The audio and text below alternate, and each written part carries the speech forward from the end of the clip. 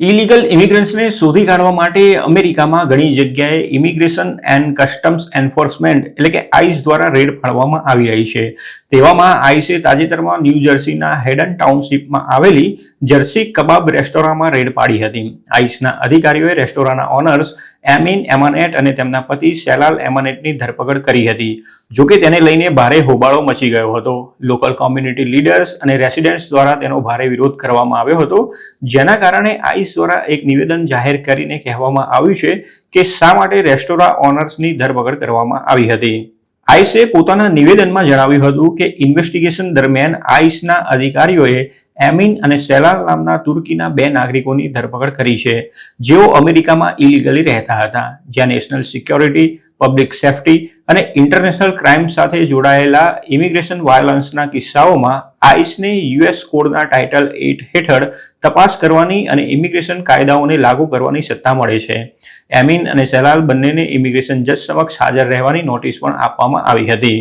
જોકે સેલાલને ankle monitor સાથે કસ્ટડીમાંથી release કરવામાં આવ્યા હતા અને તેમને NBC 10ને જણાવ્યું હતું કે ધરપકડના કારણે તેમને ભારે આઘાત લાગ્યો છે અને તેઓ ભાંગી પડ્યા છે. તેમણે ભારપૂર્વક જણાવ્યું હતું કે તેમણે તેમના જીવનમાં ક્યારેય કંઈ ખોટું નથી કર્યું. બીજી તરફ તેમના પત્ની હાલમાં નોર્થ જર્સીમાં આઈસ ડિટેન્શન સેન્ટરમાં કસ્ટડીમાં છે. આઈસે જણાવ્યું હતું કે એમિન એમાનેટ આઈસ કસ્ટડીમાં છે અને સેલાલ એમાનેટ અલ્ટરનેટિવ ટુ ડિટેન્શન પર છે. હાલમાં બંનેની રિમૂવલ કાર્યવાહી બાકી છે.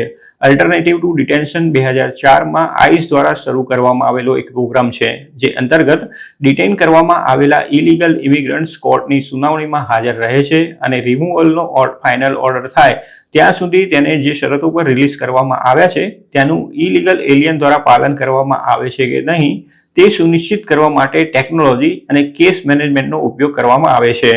ઇમિગ્રેશન એટર્ની જોસેફ બેસ્ટે જણાવ્યું હતું કે આ કપલ 2008માં R1 વિઝા પર તુર્કીથી અમેરિકા આવ્યું હતું. કેમ્ડેન કાઉન્ટીના અધિકારીઓના જણાવ્યા પ્રમાણે સેલાલ એમાનેટે તેમના વિઝા એક્સપાયર થયા તે પહેલા ગ્રીન કાર્ડ માટે અપ્લાય કર્યું હતું. એમાનેટે જણાવ્યું હતું કે 3 વખત તેમની એપ્લિકેશન રિજેક્ટ કરી દેવામાં આવી હતી અને તેના કારણે 2016થી તેઓ અનિશ્ચિતતામાં જીવી રહ્યા છે.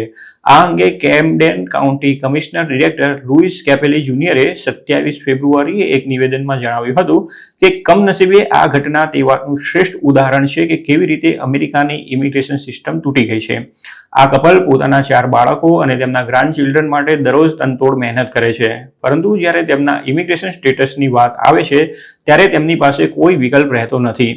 એવી વાત માટે તેમની ધરપકડ કરવામાં આવે છે જે તેમના હાથમાં જ નથી. આ ક્યારેય ચલાવી લેવાય નહીં.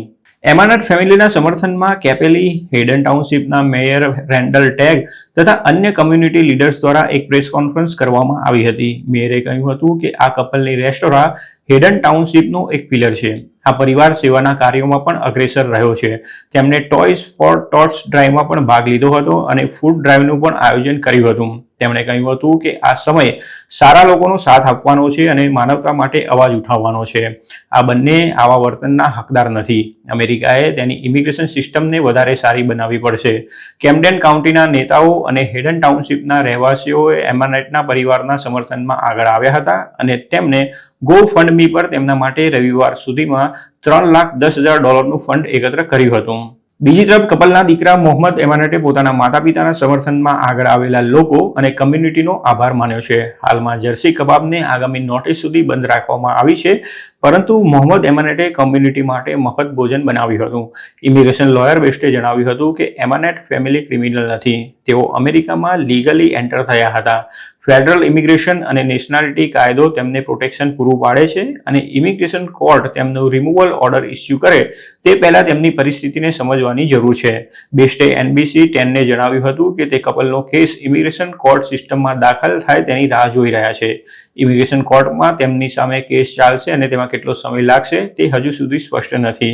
ન્યૂ જર્સી ઇમિગ્રેશન કોર્ટમાં હાલમાં 2,20,000થી વધુ કેસ પેન્ડિંગ છે.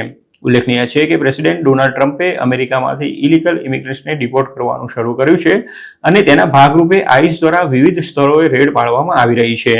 ટ્રમ્પ એડમિનિસ્ટ્રેશનનું કહેવું છે કે ડિપોર્ટેશનમાં તેમની પ્રાથમિકતા જે લોકો ક્રિમિનલ બેકગ્રાઉન્ડ ધરાવે છે તેવા લોકોને હાંકી કાઢવાની છે, પરંતુ આવું બેકગ્રાઉન્ડ ધરાવતા ન હોય તેવા લોકોને પણ ડિપોર્ટ કરવામાં આવ્યા હોય તેવી સંખ્યા પણ ઘણી નોંધપાત્ર છે.